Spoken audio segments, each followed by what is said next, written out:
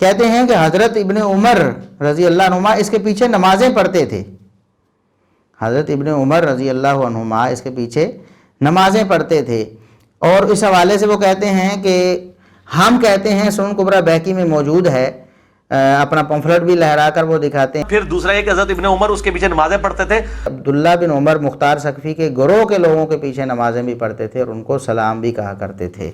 ہم کہتے ہیں کہ سنن کبریٰ البیہقی میں موجود ہے، 72 حدیث میں بھی پایا ہے۔ ایسا آئٹم یہ بھی ہے کہ عبداللہ بن عمر جو ہیں وہ تو مختار ثقفی کے لوگوں کے پیچھے نماز بھی پڑھا کرتے تھے، ان کو سلام بھی کیا کرتے تھے۔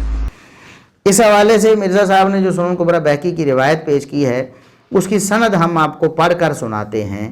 اخبارنا ابو عبداللہ الحافظ و ابو سعید ابن ابی عمر قال حدثنا ابو العباس محمد بن یعقوب حدثنا ابو جعفر محمد بن عبید اللہ ابن ابی داود المنادی المخرمی ببغداد حدثنا یونس وهو ابن محمد المؤدب حدثنا ابو شہاب حدثنا یونس بن عبید عن نافع قال كان ابن عمر يسلم على الخشبیۃ والخوارج وهم يقتتلون فقال من قال حي على الصلاة اجبته ومن قال حي على الفلاح اجبته ومن قال حي على قتل اخيك المسلم واخذ ماله قلت لا۔ کہتے ہیں کہ سیدنا عبداللہ بن عمر رضی اللہ عنہما خشبیہ کو سلام کہہ دیا کرتے تھے، خشبیہ کو سلام کہہ دیا کرتے تھے۔ خشبیہ کا ترجمہ مرزا صاحب نے کیا ہے کہ یہ مختار بن ابی عبید ثقفی کے گروہ کے لوگ تھے۔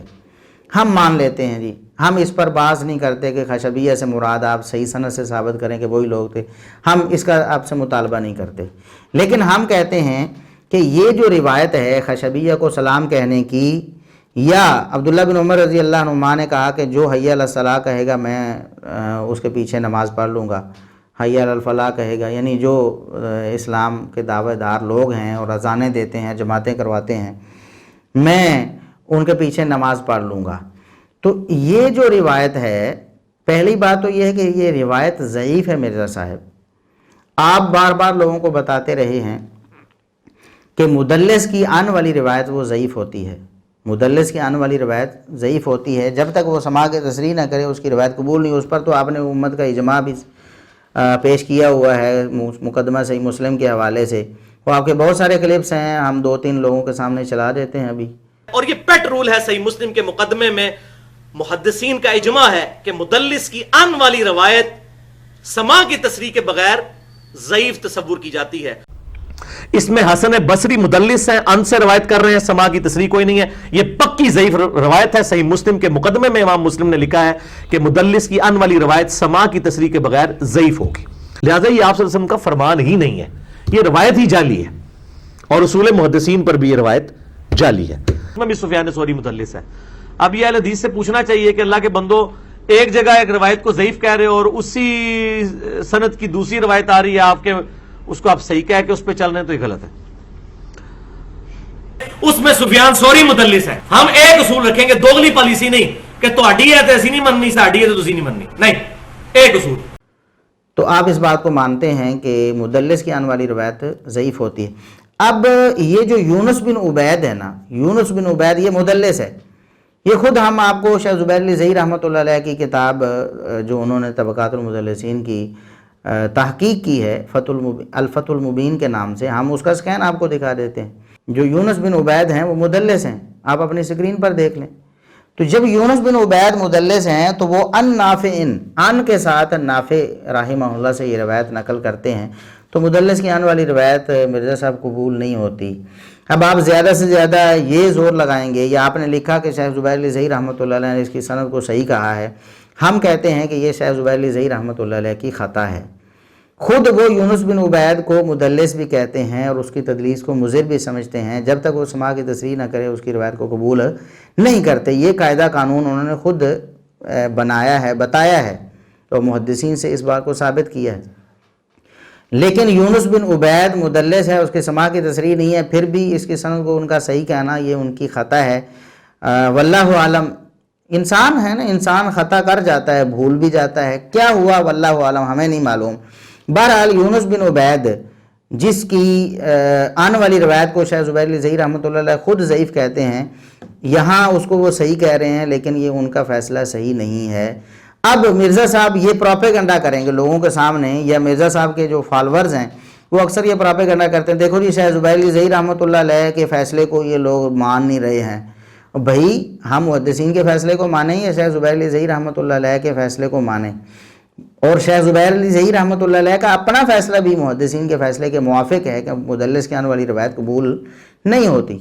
خود انہوں نے یہ فیصلہ خود فرمایا بھی ہوا بہت ساری روایتوں پہ۔ اب اگر انسان ہونے کے ناطے ان کو خطا ہو گئی ہے، غلطی لگ گئی ہے کسی وجہ سے، ان کی توجہ اس طرف نہیں گئی یا کیا ہوا واللہ عالم، تو ہم کیا لکیر کے فقیر ہو جائیں؟ ہم ان کی اندھی تقلید شروع کر دیں کہ انہوں نے مدلس کی آنے والی روایت کو صحیح کہا ہے تو ہم بھی کہیں صحیح ہے، ضعیف کہا ہے تو ہم بھی کہیں ضعیف ہے؟ بھائی پیمانہ تو ایک رکھنا ہم نے اللہ رب العزت کو جواب دینا ہے۔ کیا ہم لوگوں کے ساتھ یہ فراڈ شروع کر دیں دیکھتے ہوئے بھی آپ کی طرح کہ تدلیس والی روایت بھی ہے تو اپنے پمفلٹ میں پیش کی ہوئی ہے؟ ایک طرف اہل حدیثوں کو تانا دے رہے ہیں کہ یہ تدلیس والی روایتیں پیش کرتے ہیں، ضعیف روایتیں پیش کرتے ہیں، دوسری طرف اپنے پمفلٹ میں تدلیس والی روایتیں بھی پیش کریں۔ ایک طرف کہیں کہ امام اعمش جو ہیں امام المدلسین ہیں، ان کی تدلیس بری ترین تدلیس ہے نعوذ باللہ، حالانکہ وہ مطلب نہیں ہے وہاں پر۔ تو وہ امام المدلسین جب ان سے بیان کر رہے ہوں، آپ نے خلاف ہو تو اس کے رگڑے نکالیں، لوگوں پر تان کریں کہ ضعیف روایتیں پیش کرتے ہیں۔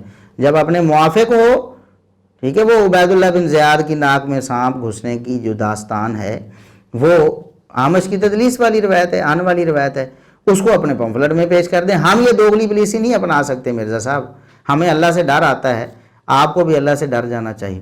تو یونس بن عبید مدلس ہیں، انہوں نے سماع کی تصریح نہیں کی، یا تو مرزا صاحب سماع کی تصریح والی روایت پیش کریں، ہم انشاءاللہ اللہ کے فضل و کرم سے علی الاعلان یہاں اسی پلیٹ فارم سے لوگوں کے سامنے ویڈیو میں اس بات کا جو اعلان کریں گے کہ مرزا صاحب نے سند صحیح پیش کر دی سماع کی تصریح والی، جو پیچھے سے بھی صحیح ہے اور اس میں سماع کی تصریح موجود ہے، لہٰذا ہم اس بات کو تسلیم کرتے ہیں کہ یہ عبداللہ بن عمر رضی اللہ عنہما سے قول ثابت ہو گیا۔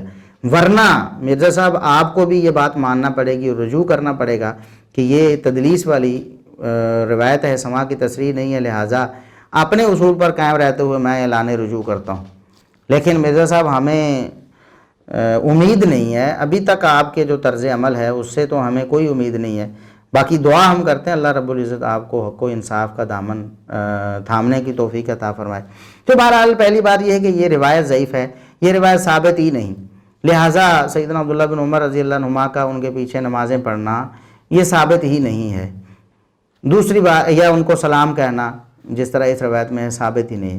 دوسری بات یہ ہے کہ یہ مختار کے پیچھے انہوں نے نمازیں نہیں پڑھی، نہ مختار کو سلام کہا ہے، خشبیہ کے پیچھے انہوں نے نمازیں پڑھنے کا کہا ہے اور خشبیہ کو سلام کہا ہے۔ یہ خشبیہ کون ہے؟ آپ کی تفسیر ہم مان لیتے ہیں کہ یہ مختار بن ابی عبید کے گروہ کے بندے تھے، تو کیا سارے بندوں کا نقطہ نظر یا نظریہ وہی تھا جو مختار بن ابی عبید کا تھا؟ ایک سیاسی طور پر لوگ تو جمع تو ہو سکتے ہیں نا، ایک شخص کے ساتھ مل سکتے ہیں، جس طرح وہ دعویٰ کرتا تھا نا اہل بیت کی محبت کا نام لیتا تھا، تو بعض سادے لوگ جو بیچارے ہیں، نیک لوگ بھی اس کے ساتھ مل گئے ہوں گے کہ ہم بھی اہل بیت سے محبت کرتے ہیں، ہم اس کے ساتھ مل کر کچھ کرتے ہیں۔ یہ تو چونکہ آڑ کے طور پر اہل بیت کا نام استعمال کر رہا تھا سیاسی مقاصد کے لیے، خود حکومت اور غلبہ حاصل کرنے کے لیے، تو لہٰذا ان لوگوں کا کیا قصور جنہیں اس کی خباثت کا پتہ ہی نہیں تھا۔ اور پھر اس دور میں، جس دور میں عبداللہ بن عمر رضی اللہ عنہما اس کے بندوں کے پیچھے نمازیں پڑھتے، اس کے گروہ کے لوگوں کے پیچھے، کیا اس وقت اس نے دعویٰ نبوت کیا ہوا تھا؟ لوگوں کو پتہ چل گیا تھا کہ یہ ملعون دعویٰ نبوت کرتا ہے؟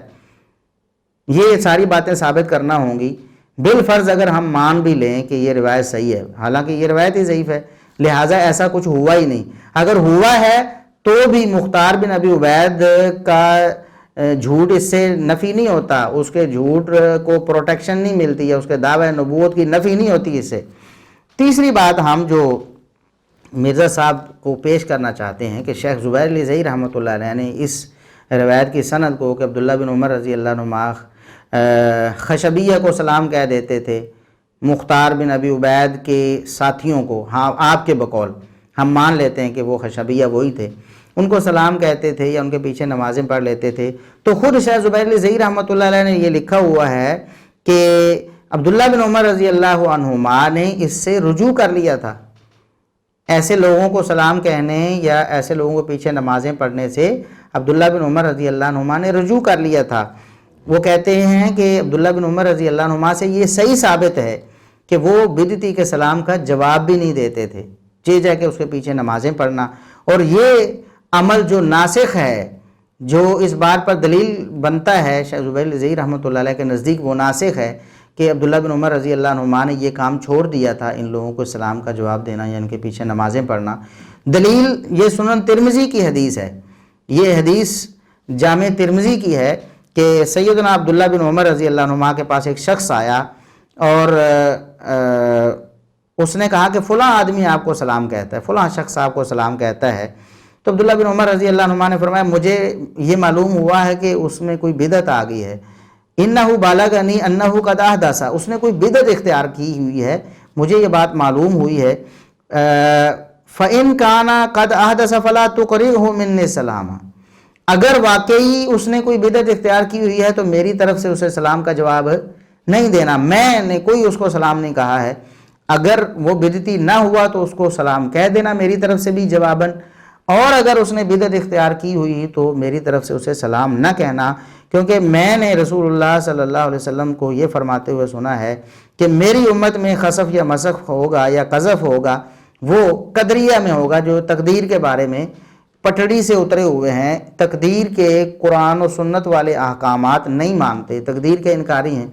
تو عبداللہ بن عمر رضی اللہ عنہما بدعتیوں کو سلام کہنا کیا اس کا جواب دینا بھی گوارا نہیں کرتے تھے، بلکہ منع کرتے تھے میری طرف سے کسی بدعتی کو آپ نے سلام نہیں کہنا یا اس کے سلام کا جواب میری طرف سے نہیں پہنچانا اگر وہ واقعی بدعتی ہے. تو نماز پڑھنا تو بڑی دور کی بات ہے مرزا صاحب. تو شیخ زبیر الزئی رحمۃ اللہ علیہ جنہوں نے اس حدیث کو صحیح کہا تھا، اس روایت کو، ان کے نزدیک بھی وہ روایت منسوخ ہے.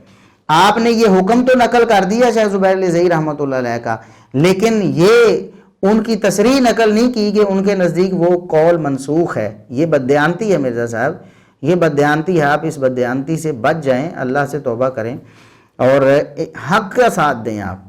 تو ہم تو کہتے ہیں وہ روایت ثابت ہی نہیں ہے.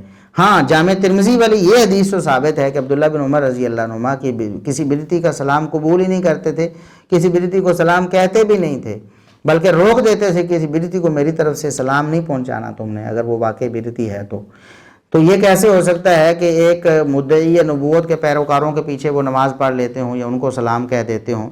یہ بالکل ثابت ہی نہیں ہے. تو مرزا صاحب جو چیز ثابت نہیں ہے اس کے پیچھے آپ پڑے ہوئے ہیں. آپ یہ بہت مرزا صاحب پروپیگنڈا کرتے تھے کہ سب کے پیچھے نمازیں پڑھو، بدعتیوں کے پیچھے، مشرکوں کے پیچھے، سب کے پیچھے نمازیں پڑھو، شیعوں کے پیچھے، سنیوں کے پیچھے، شیعہ سنیوں کے پیچھے، سنی شیعوں کے پیچھے، اور سب ایک دوسرے کے پیچھے نماز پڑھیں. دلیل کیا تھی؟ عبداللہ بن عمر رضی اللہ عنہما بدعتیوں کے پیچھے نمازیں پڑھتے تھے. مرزا صاحب یہ آپ کی دلیل آج گئی. بدعتی کے پیچھے نماز پڑھنے کا مسئلہ یا بدعتی کی عزت و تکریم کرنے کا مسئلہ یہ آج آپ کا حل ہو گیا اللہ کے فضل و کرم سے، ہم نے کر دیا ہے.